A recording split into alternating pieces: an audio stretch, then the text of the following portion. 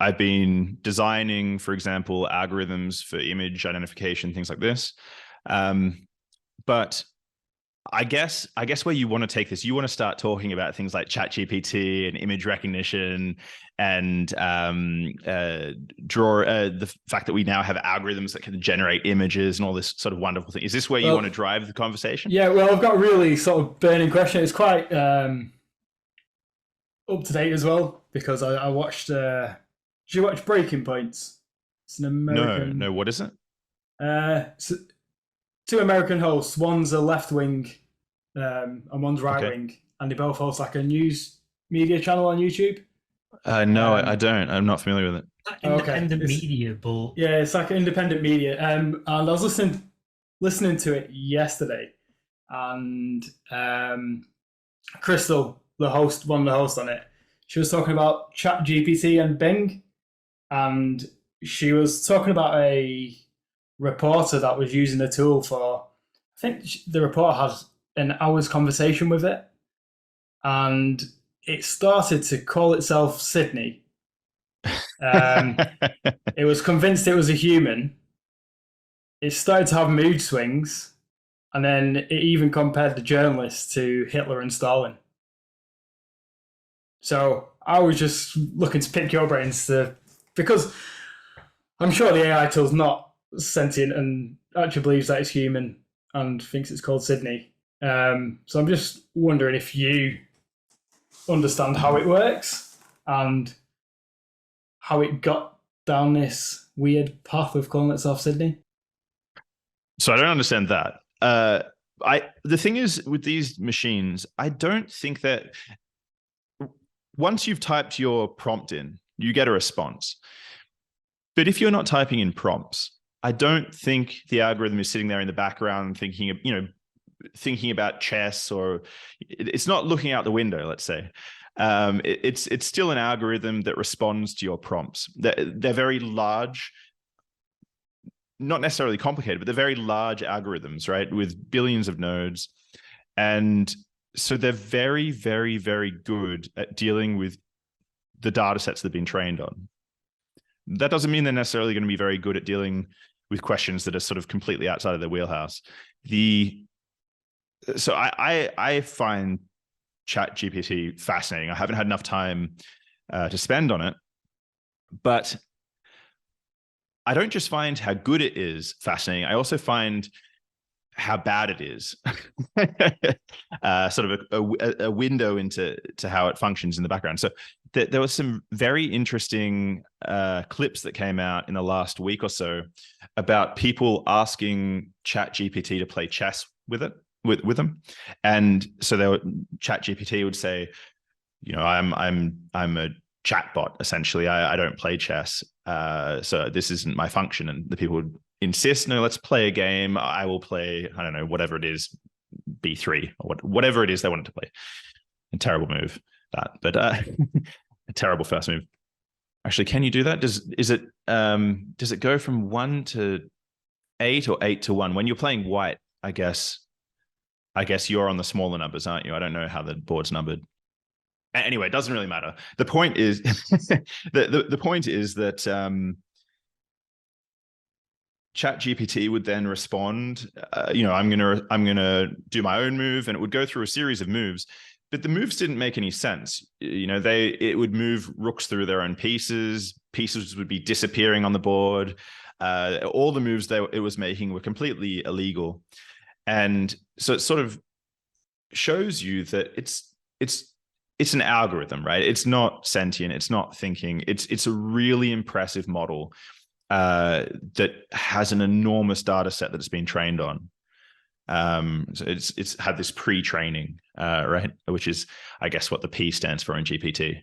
But yeah, so I don't think it's yet sentient, but it's very scary, right? How good it is. Have you played around with it much? Yeah, I use it. Cameron uses it quite a bit because obviously I'm in marketing, so it does. Do you use it to come up with your questions for your interviews? We do run it through sometimes, but it doesn't really give us question. It's hard for it to work out it's probably easier for us to have our own questions than to try and feed a tool some information to give it the questions we want. It's probably easier for us to sit back and actually think about what we want to ask. For marketing, it can be used for most copywriting on most things. It can put like plans together, social media marketing plans, marketing strategy plans. I'm kind of shooting myself in the foot, but I feel like when people were saying, when that big sort of thing came out about learn to code because robots are going to take over lorry drivers and their job. When you actually look at it now, you can see lorry drivers aren't really the ones in trouble as much as the coding job itself is in trouble, because now you just prompt and it will give you the code. So where everyone's told them to learn to code, actually you need to learn to prompt. It should have been. Yeah, I'm not going to get into details here because I'm not sure I'm allowed to, but yeah, so we're using OpenAI and the API there to program something, let's say, and it's very interesting how powerful these tools are. But I back to the topic of what it's not good at. So I for example, tried to use I tried to get some help, let's say, in designing questions for interviews, and the conversation would go something like, I have this interview with such and such a person. I'm going to be talking about topic X. Can you tell me 10 questions, or what are 10 good questions? And it would always be, you should ask them about topic B. Or you know what I mean? Like it'd be very general. There was not really any meat, so it's not very useful at least yet in that domain. But this is a matter of time, right? This is really the first iteration that people have had their hands on, and already it's very impressive. If you're just playing around with it, it's very hard to break it if you don't know what you're doing, right? It's hard to get it to say something.